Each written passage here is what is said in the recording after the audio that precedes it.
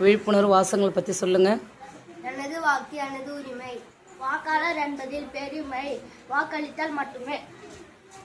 வாக்களிக்க பணம் கொடுப்பதும் பணம் வாங்குவதும் குற்றம். வாக்கு தவறாதீர்கள், வாக்களிக்க தவறாதீர்கள்.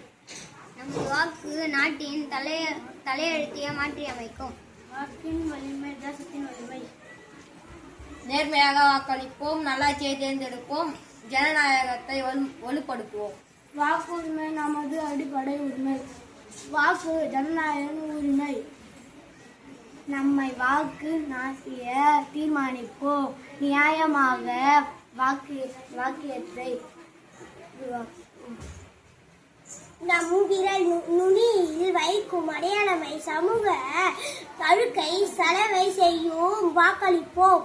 வாக்களிப்பது நமது வாழ்வு முறை. நல்லாட்சி அமைய வாக்களிப்போம்.